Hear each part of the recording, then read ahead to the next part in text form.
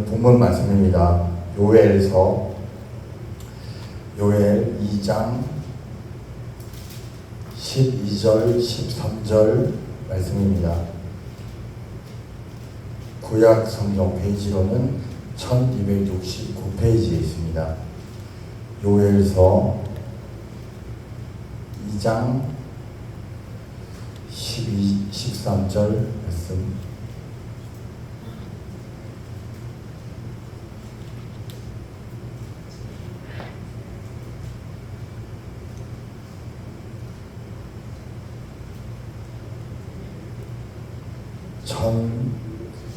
전 1269페이지에 있습니다. 제 성경으로.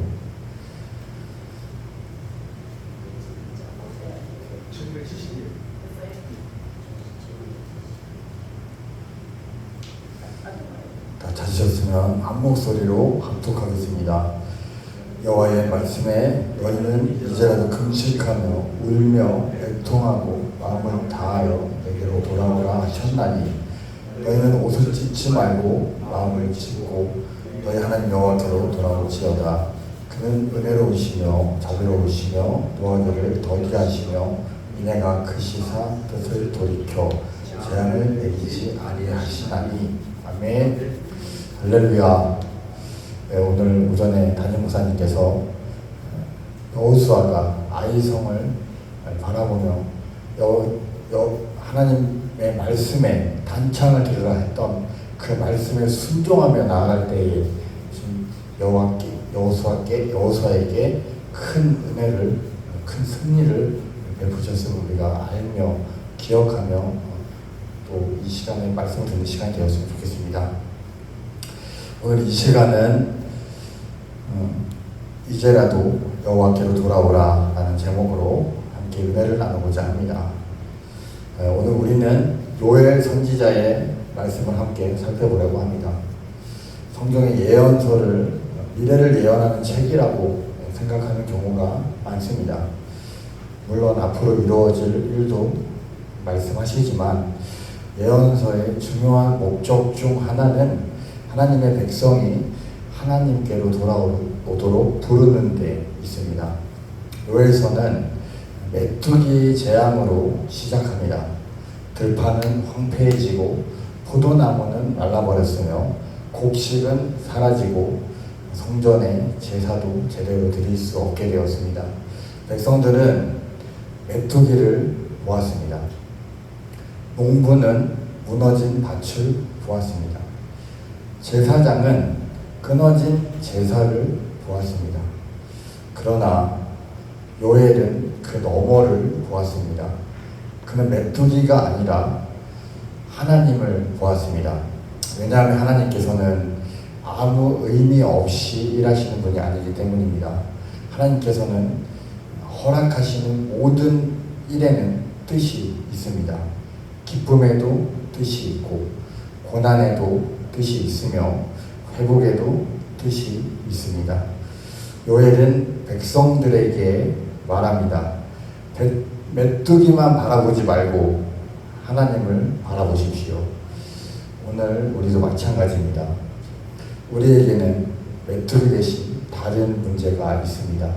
건강의 문제, 가정의 문제, 또 경제적인 어려움과 또 사람과의 관계일 수도 있습니다. 그 문제만 바라본다면 우리는 낙심하게 됩니다. 그러나 하나님을 바라보면 그 문제 속에서도 하나님께서 일하고 계심을 보게 됩니다. 오늘 본문은 하나님께서 우리에게 들려주시는 가장 따뜻한 초청입니다. 이제라도 내게로 돌아오라. 이 말씀 속에서 하나님께서 우리에게 주시는 세 가지 교훈을 함께 살펴보겠습니다. 하나님은 우리의 삶을 깨우시는 분입니다. 요엘서 1장을 보면 네 종류의 메뚜기가 등장합니다. 팥중이, 메뚜기, 느치, 황충이입니다. 이들은 차례대로 모든 농작물을 먹어치웁니다. 조금 남겨둔 것이 아닙니다. 철저하게 먹어버렸습니다. 포도나무도, 무화과 나무도, 밀도, 보리도 남지 않았습니다. 곡식이 사라지니 제사를 드릴 수도 없었습니다. 왜 하나님께서는 이런 일을 허락하셨을까요? 그 이유를 요엘은 분명히 말하고 있습니다. 백성을 하나님께 돌아오게 하시기 위해서입니다. 하나님께서는 죄를 기뻐하지 않으십니다. 또한 죄 가운데 살아가는 자기 백성을 외면하지도 않으십니다. 그래서 때로는 우리의 삶을 흔드십니다. 성경을 보면 하나님께서는 언제나 먼저 말씀하시고 또 오래 참으시며 돌이킬 기회를 주십니다. 그러나 사람이 끝까지 하나님을 외면하면 하나님께서는 삶의 여러 사건들을 통해 우리를 깨우십니다. 여기서 우리가 오해하지 말아야 될 것은 모든 고난이 죄 때문이 아니라는 것입니다.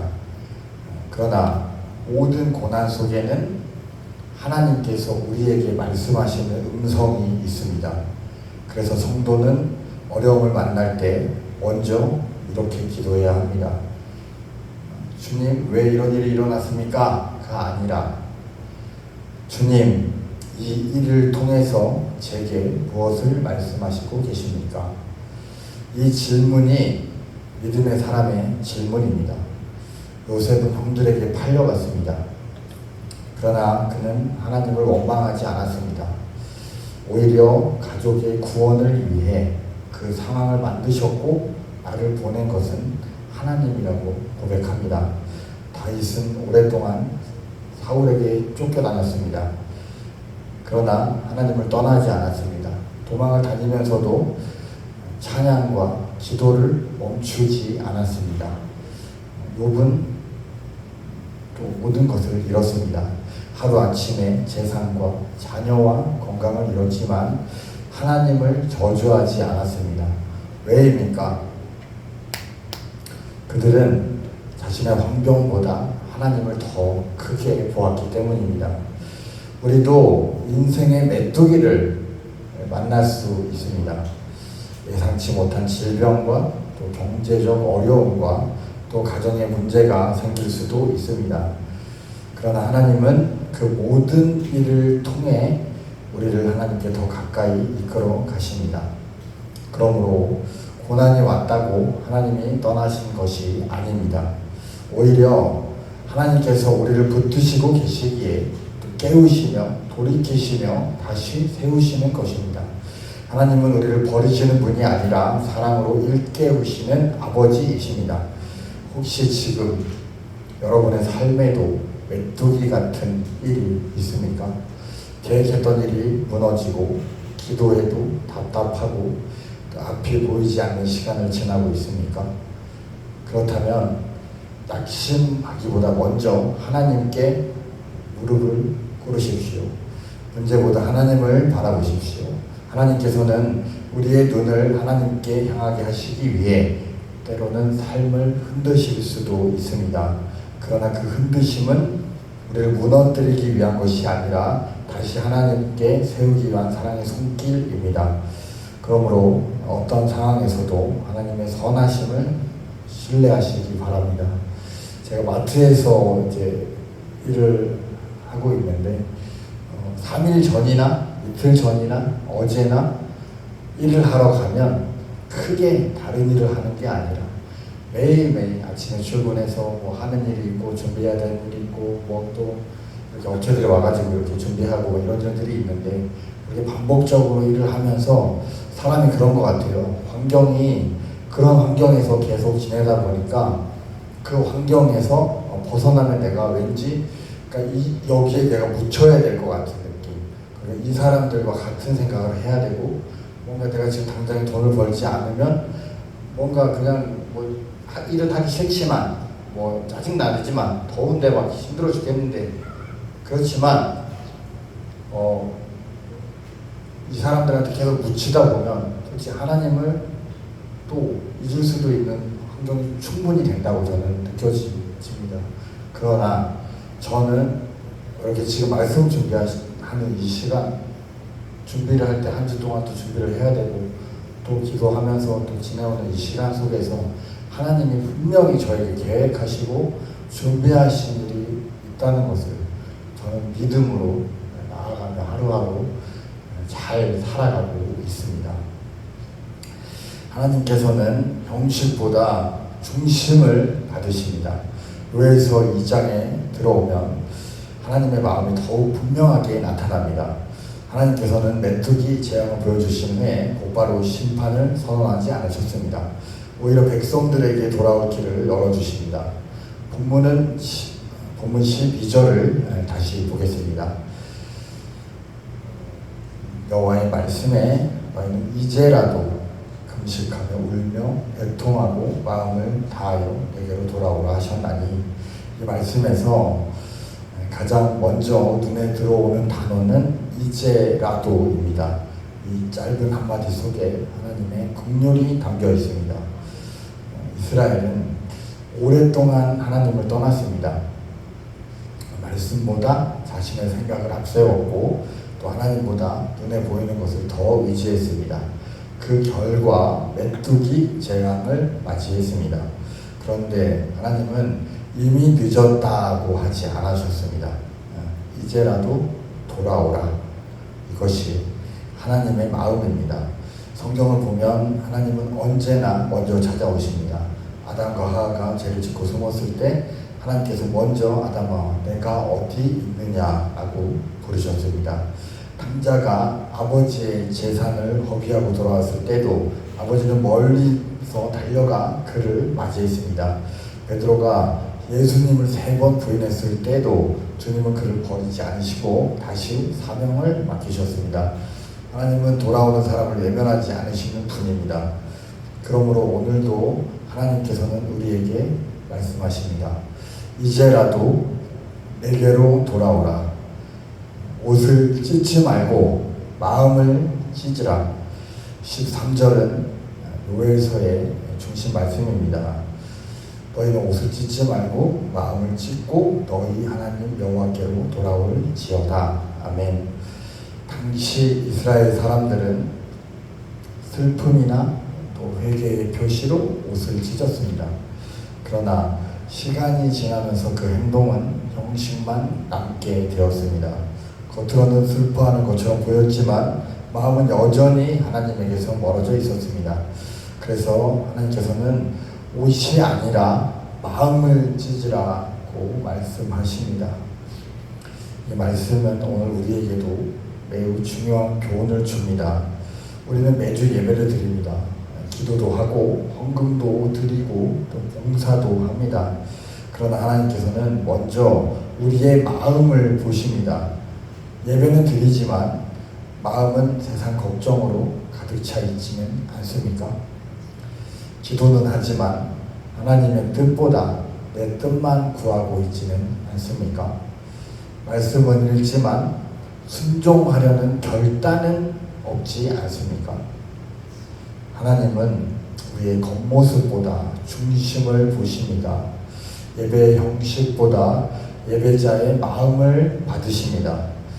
참된 회개는 삶의 방향을 바꾸는 것입니다. 회개는 단순히 눈물을 흘리는 것이 아니라 감정이 복받쳐 우는 것으로 끝나는 것이 아니라 회개는 삶의 방향을 하나님께로 돌리는 것입니다. 죄를 미워하고 하나님을 사랑하는 것입니다. 하나님보다 앞섰던 것을 내려놓고 다시 하나님을 삶의 중심에 모시는 것입니다. 그래서 회개는 일회성 행사가 아니라 평생의 삶입니다. 우리는 한번 예수를 믿고 끝나는 사람들이 아니라 날마다 말씀 앞에서 자신을 돌아보고 하나님께 가까이 나아가는 사람들입니다. 하나님께서 회개를 요구하시는 이유는 벌을 주기 위해서가 아닙니다. 회복시키기 위해서입니다. 13절 후반부는 하나님의 성품을 이렇게 소개합니다. 그는 은혜로우시며 자비로우시며 노하기를 더디하시며 인애가 크시사. 아멘. 요엘은 출애굽기에서 하나님께서 모세에게 친히 선포하신 말씀을 다시 떠올립니다. 이스라엘이 금송아지를 만들었을 때에도 하나님은 언약을 버리지 않으셨습니다. 광야에서 수없이 원망했을 때에도 하나님은 오래 참으셨습니다. 요엘 시대에도 마찬가지입니다. 하나님은 심판을 즐거워하시는 분이 아닙니다. 죄인을 돌이켜 살기를 기뻐하시는 분입니다. 이것이 오늘도 변하지 않는 하나님의 마음입니다. 과거에 제가 군대에 있을 때 제가 정말 우울증이라는 걸 그때 이제 알고서 오랜 시간 동안 그걸 극복하기 위해서 굉장히 많이 노력하는 어떤 그런 훈련 중에 하나, 그러니까 책을 보다가 이런 방법도 있다. 우울증을 극복할 때 우울한 사람들은 자기의 생각을 잘 알지 못한다. 그래서 어떤 장소에 가면 이런 생각을 하고 어떤 시간이 되면 이런 생각을 하고 이런 훈련을 했습니다. 그래서 습관을 들였는데, 예를 들면 뭐 조금 나한테 뭐라고 하는 사람, 좀 짜증나게 나한테 막 싫은 소리를 하는 사람 있으면 당연히 솔직히 속으로 지가 뭔데 심하잖아 지금 나한테 지랄이야 이런 식으로 막 얘기 생각도 하잖아요. 진짜 혼자 생각할 때는. 근데 그런 생각을 그냥 혼자서 생각하게 내버려 두는 것이 아니고, 아 내가 지금 이렇게 생각을 하고 있구나. 또 기분이 좋을 때 내가 기쁘게 뭔가 내가 이래서 이럴 때 내가 기분이 좋아서 기뻐하고 있구나. 이런 거를 내 생각을 지금 내가 무슨 생각을 하고 있지 하면서 계속 이런 훈련들을 했는데, 어떤 그런 습관을 들이고 나니까 그게 또 아무런 또 의미가 없어지더라고요. 그래서 그런 것 자체를 생각을 안 하면 좋겠지만, 저는 그때 당시에는 문제가 이제 스스로 있었다고 생각했기 때문에 그렇게 이제 했었는데, 결국 제가 하나님을 만나고 그 중심으로 하나님이 중심을 보신다는, 하나님이 내 중심을 보고 계신다는 그 말씀이 어떤 것임을 저는 정확하게 알고 있습니다. 그럼에도 불구하고 예배 드릴 때 아까 담임 목사님께서도 말씀드렸지만 그냥 잠깐 딴 생각, 그냥 마귀들은 이제 그걸 즐겨하는, 이렇게 우리를 이제 이용하니까. 근데 어쨌거나 그 집중을 이렇게 못하게 하는. 그래서 그렇지만 그런 정도는 우리가 누구나 다 겪는 거고, 우리가 정말 중심으로 예배드리면 우리 모두가 되었으면 합니다. 하나님은 회개하는 자를 회복시키고 새로운 삶을 주십니다. 요엘서의 마지막 메시지는 심판이 아닙니다. 회복입니다. 18절 이렇게 시작합니다. 그때에 여호와께서 자기 땅을 위하여 중심이 뜨거우시며 자기 백성을 불쌍히 여기실 것이라. 아멘. 얼마나 따뜻한 말씀입니까? 하나님은 자기 백성을 포기하지 않으십니다. 죄를 책망하시지만 돌이켜오는 자를 품어주십니다. 그리고 25절에서 놀라운 약속을 주십니다.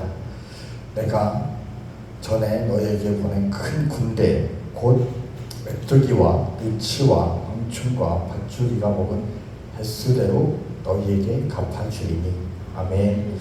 이 말씀은 단순히 잃어버린 재산을 돌려주신다는 의미를 넘어섭니다. 하나님께서는 죄로 인해 무너진 삶을 다시 세우시는 분입니다.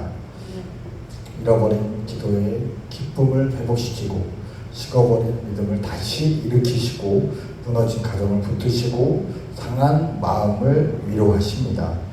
무엇보다 하나님과의 관계를 회복시켜 주십니다. 이것이 가장 큰 회복입니다. 그리고 성령을 부어주시는 약속을 합니다.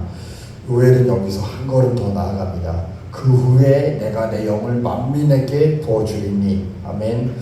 이 약속은 예수님께서 십자가와 부활로 구원을 이루신 후 오순절에 이루어졌습니다. 성령께서는 우리를 예수 그리스도로 인도하시고 말씀을 깨닫게 하시며 하나님의 뜻을 따라 살아가도록 도우십니다. 그러므로 하나님께서 주시는 가장 큰 선물은 눈에 보이는 풍요만이 아닙니다. 하나님과 함께 살아가는 새로운 생명입니다. 참된 회복은 환경이 아니라 하나님 안에서 시작됩니다. 하나님께서는 오늘도 우리에게 회복의 문을 열어두고 계십니다. 과거의 실패보다 하나님의 은혜가 더 크고 우리의 연약함보다 하나님의 사랑이 더 큽니다. 그러므로 낙심하지 마십시오. 하나님께 돌아오는 사람을 하나님은 결코 외면하지 않으십니다. 그분은 오늘도 새로운 은혜로 우리를 다시 세우시는 하나님이십니다. 한 농부가 오랫동안 정성껏 가꾸던 과수원을 가지고 있었습니다. 그러던 어느 해 예상치 못한 해충이 들이닥쳤습니다. 며칠 사이 잎이 떨어지고 열매는 맺지 못했으며 나무들은 모두 죽은 것처럼 보였습니다. 주변 사람들은 말했습니다. 에휴, 이제 다 끝났어. 이제 나무 다 싹 잘라버리는 게 좋겠어. 하지만 그 농부는 나무를 베지 않았습니다. 가지를 잘라내고 병든 부분을 제거하며 또 땅을 다시 일구고 물을 주고 거름을 주면서 묵묵히 기다렸습니다. 사람들은 혀를 끌끌 차며 이해하지 못했습니다. 그러나 이듬해 봄 죽은 것처럼 보였던 나무에서 새싹이 돋기 시작했습니다. 시간이 지나자 그 과수원은 이전보다 훨씬 더 많은 열매를 맺었습니다. 하나님께서는 우리의 삶도 그렇게 다루십니다. 죄로 인해 메말라 보일 때가 있습니다. 기도가 끊어진 것 같고 믿음이 식은 것 같고 다시 회복할 수 없는 것처럼 느껴질 때가 있습니다. 그러나 하나님은 우리를 쉽게 포기하지 않으십니다. 말씀으로 가지를 다듬으시고 때로는 고난으로 우리를 깨우시며 성령으로 새 생명을 불어넣으셔서 다시 열매 맺는 삶으로 회복시키십니다. 교회에서는 마지막 메시지는 바로 이것입니다. 하나님은 회개하는 백성을 버리시는 분이 아니라 회복시키는 분이십니다. 그렇다면 우리는 이제 이 말씀을 어떻게 살아야겠습니까? 첫 번째, 자신의 삶을 하나님 앞에서 돌아보십시오. 요엘은 백성에게 메뚜기를 보라고 하지 않았습니다. 먼저 하나님 앞에서 자신을 돌아보라고 했습니다. 우리도 문제의 원인만 찾으려 하기보다 하나님께 내게 무엇을 말씀하시는지를 먼저 물어야 합니다. 신앙은 다른 사람만 돌아보는 것이 아니라 먼저 자신을 돌아보는 것에서부터 시작이 됩니다. 둘째, 형식적인 신앙에 머물지 마십시오. 하나님께서는 옷을 찢지 말고 마음을 찢으라고 하셨습니다. 예배 횟수가 중요한 게 아니라 하나님을 향한 마음이 중요합니다. 기도의 시간이 중요한 것이 아니라 하나님을 의지하는 마음이 중요합니다. 말씀을 많이 아는 것이 중요한 것이 아니라 말씀대로 살아가려는 순종이 중요합니다. 세 번째, 하나님의 회복을 믿으며 살아가십시오. 혹시 지금 메뚜기가 지나간 밭처럼 마음이 황폐하다고 느껴지십니까? 기도의 응답이 더디다고 낙심하고 있습니까? 하나님께서는 메뚜기가 먹은 횟수대로 갚아주시겠다고 약속하셨습니다. 하나님께서는 우리의 시간을 헛되이 하지 않습니다. 하나님께서는 회개하는 자를 반드시 세우십니다. 그러므로 환경보다 하나님의 약속을 붙드시길 바랍니다. 결론입니다. 의회에서는 재앙으로 시작하지만 회복으로 끝나는 예언서입니다. 메뚜기 재앙은 끝이 아니었습니다. 하나님께서는 그 재앙을 통해 백성을 깨우셨고 또 회개를 촉구했으며 또 회복을 약속하셨고 마침내 성령을 부어주시겠다고 말씀하셨습니다. 그리고 이 약속은 예수 그리스도를 통해 완전히 이루어졌습니다. 예수님께서는 십자가에서 우리의 죄를 담당하시고 하나님께 나아가는 길을 열어주셨습니다. 부활하신 후에는 약속하신 성령을 보내셔서 우리 안에 새 생명을 주시고 날마다 하나님을 살아가도록 인도하십니다. 그러므로 오늘 요엘 선지자의 외침은 과거의 이스라엘 백성에게만 주어진 말씀이 아닙니다. 오늘 우리에게도 동일하게 들려오는 하나님의 음성입니다. 너희는 이제라도 내게로 돌아오라. 혹시 하나님과의 첫사랑을 잊어버렸다면 다시 돌아오십시오. 기도가 식어 있었다면 다시 무릎을 꿇으십시오. 말씀을 멀리 했다면 다시 말씀 앞으로 나오십시오. 하나님께서는 돌아오는 사람을 결코 외면하지 않으십니다. 은혜로 맞아주시고 새 힘을 주시며 다시 일으켜 세워주십니다. 세상은 끊임없이 우리를 하나님에게서 멀어지게 하려고 합니다. 그러나 하나님께서는 오늘도 말씀하십니다. 이제라도 내게로 돌아오라. 이 말씀을 마음 깊이 새기며 날마다 하나님께 더 가까이 나아가는 우리 모두가 되기를 주님의 이름으로 부탁드립니다. 아멘. 하나님 아버지 감사합니다. 오늘 요엘서의 그 말씀을 함께 살펴보며 은혜를 함께 나누었습니다.